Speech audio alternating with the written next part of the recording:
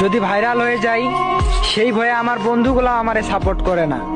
আর তোমরা তো দূরের কথা, তোমরা তো আমারে চিনোই না। मैं शायद या कि तुम हो मेरे चेहरे पे ठहरी एक हंसी तुम हो तेरा मिलना यूं रोजाना लगे सांसों की आदत तुमको